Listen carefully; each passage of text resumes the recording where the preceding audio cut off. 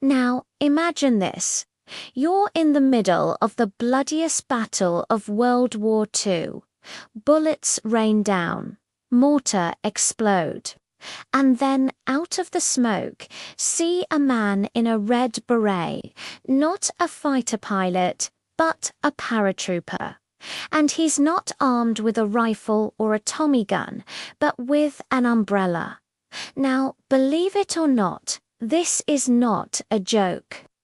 This is the true story of Major Allison Digby Tatham-Warter, the paratrooper who brought eccentricity, courage, and an umbrella into one of history's fiercest fights. Hello and welcome back to the channel. Today we're diving into the fascinating life of Major Allison Digby Tatham-Warter, whose story is a testament to courage, eccentricity, and leadership. But before we dive in, make sure to hit that subscribe button so you never miss out on our thrilling historical tales. Allison Digby Tatham-Warter was born on November 6, 1917, into an Old English family. His father, a captain in the Indian Army, was away during the Great War, but returned home safely.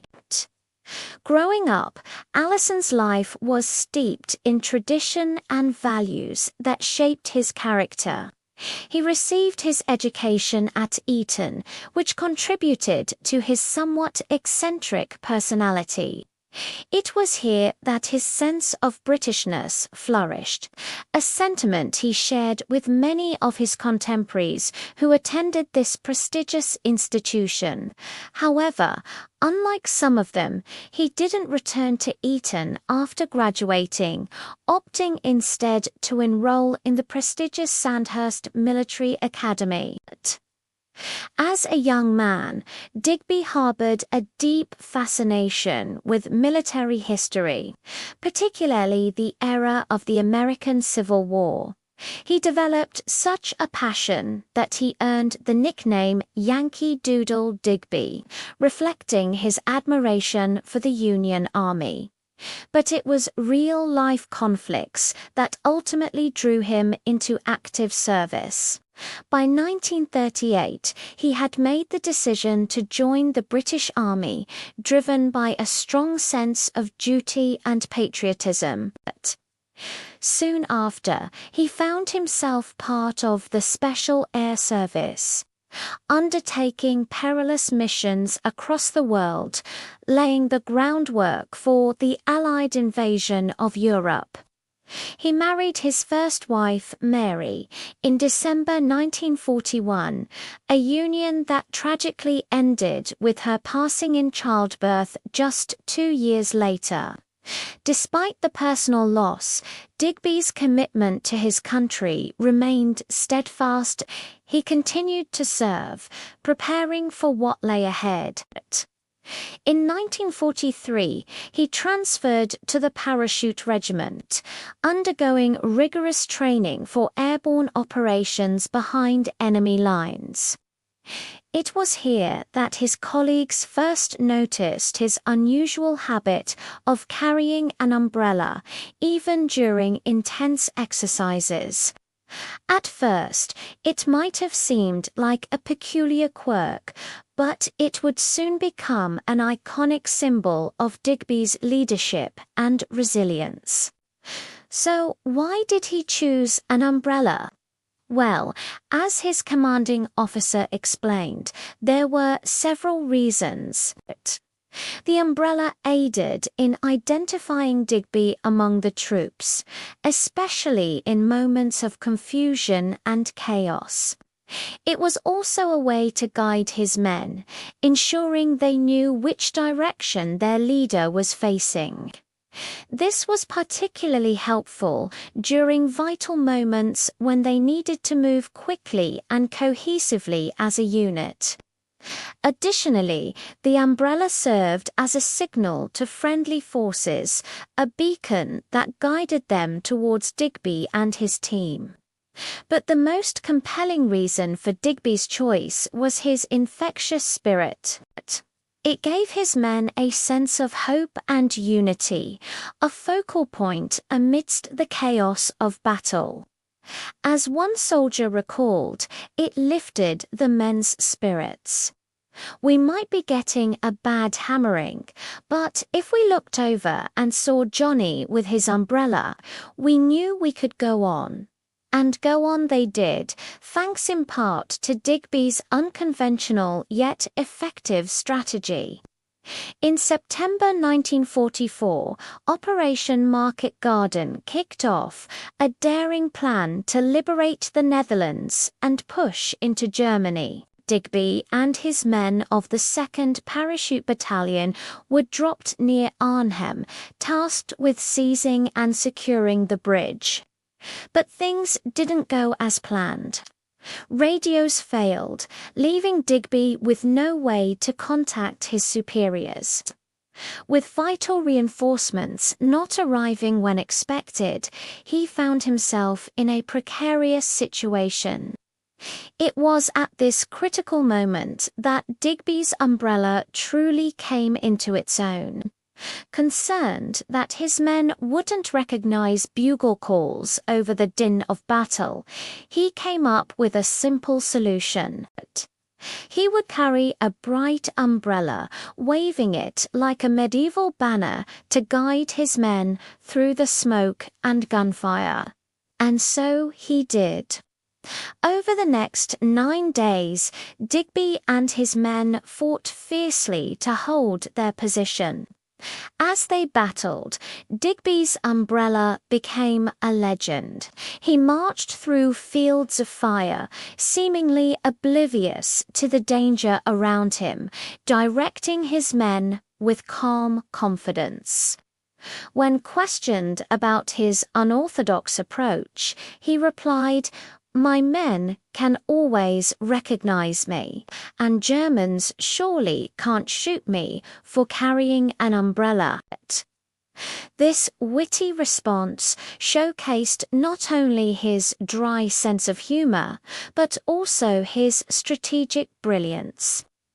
It distracted the enemy while allowing him to maintain control over his troops.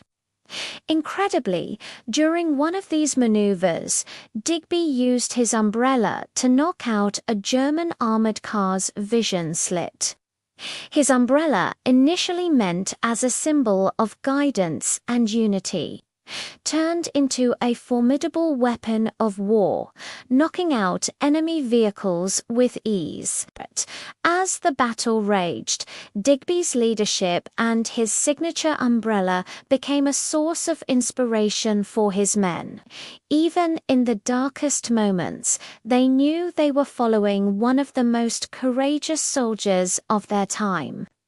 One diary entry from the war reads, "Digby leading the attack, his red beret and umbrella flashing in the sun.